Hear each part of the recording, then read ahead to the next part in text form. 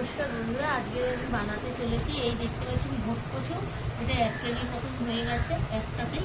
আর এই চিংড়ি মাছ দিয়েছি, আমি খোসা ছাড়িয়ে নিয়েছি, ধুয়ে নেব, ওই খোসা ছাড়িয়ে নেব।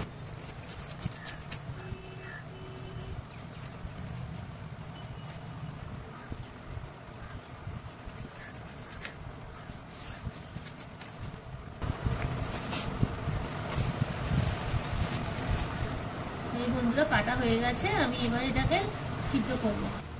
এই বন্ধুরা আমার জল গরম হয়ে গেছে, ভোট কচুগুলো আমি সিদ্ধ করবো। তার আগে আমি প্রথমে লবণ দিয়ে দেবো, পরিমাণ মতো হলুদ দিয়ে দেবো। আর এই বর্ষাকালে কচু যদি একটু গালে লাগে, আমি একটু ভিনিগার আর দিয়ে দেবো, আর একটু বেকিং পাউডার দিয়ে দেবো। যতই কীটনাশক কচু হোক, এই বেকিং পাউডার ভিনিগার দিয়ে আর নুন লবণ দিয়ে সিদ্ধ করলে কচু একটুও গালে লাগে না।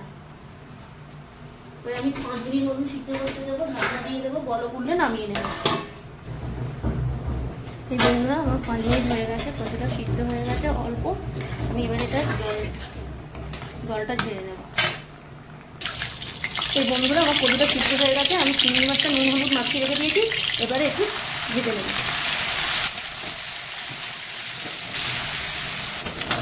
এই বন্ধুরা আমার চিংড়ি মাছটা ভাজা হয়ে গেছে ভালো করে, এটা আমি ভেজে নেব।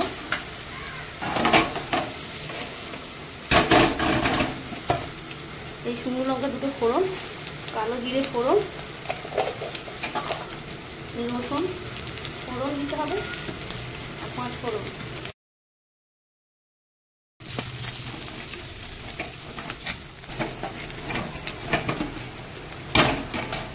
পেঁয়াজ, বেশি করে পেঁয়াজ দেবো, কাঁচা লঙ্কা আর আলু টমেটো এগুলো দিয়ে ফ্রাই করবো, তারপরে দিয়ে দেবো।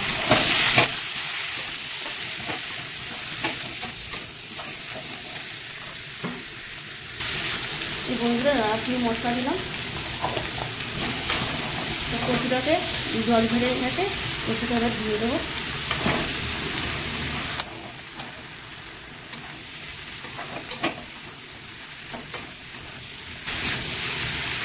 ভাজা ভাজা হবে, তারপরে মশলা দেবো। এই বন্ধুরা এই কচুরি মেথি আমি একটু দেবো তরকারিতে, ফ্লেভারটা ভালো হবে।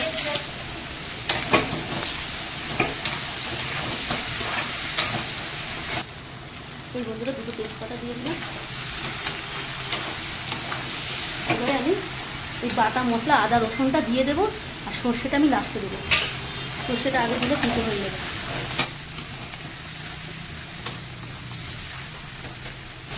একটুখানি কাশ্মীরি লঙ্কা দেবো কালারের জন্য,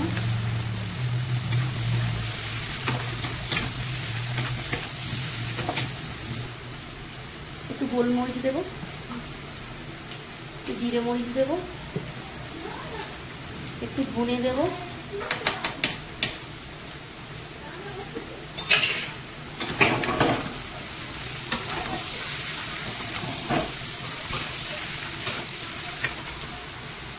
পরিমাণ মতন একটু হলুদ দেবো।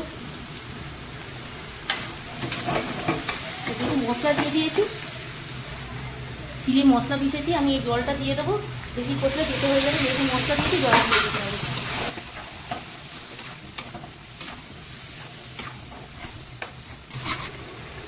মশলাটা কষানো হয়ে গেছে আমার, এবারে সর্ষে বাটাটা আমি দিয়ে দেবো। 2 রকম সর্ষে আছে, হলুদ আর কালো সর্ষে। কচুটা পুরো শেষের পর্যায়ে সিদ্ধ হয়ে গেছে, এবার আমি চিংড়ি মাছগুলো দিয়ে দেবো।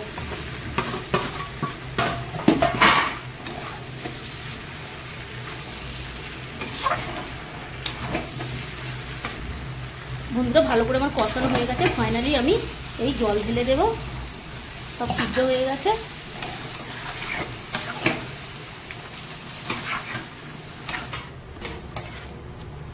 বন্ধুরা 5 মিনিট পরে ফিরে আসছি, ঢাকা দিয়ে রাখি সিদ্ধ হয়ে যাক। এই বন্ধুরা আমার কচুটা হয়ে গেছে, এবার নিয়ে নেব। এই বন্ধুরা নামাবার সময় একটুখানি এই আমচুর পাউডার বাড়িতে তৈরি করেছিলাম, সেটা দিয়ে দেবো, আর একটুখানি ধনে পাতা।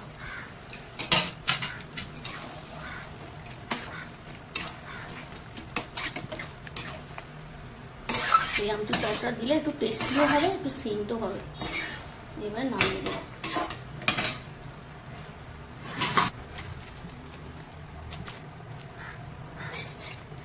এই বন্ধুরা আমার ভুটকচু চিংড়ি মাছ দিয়ে আর রান্না কমপ্লিট হয়ে গেছে। বন্ধুরা এইভাবে বানিয়ে খাবেন, এর স্বাদ অসাধারণ, জিভে লেগে থাকবে।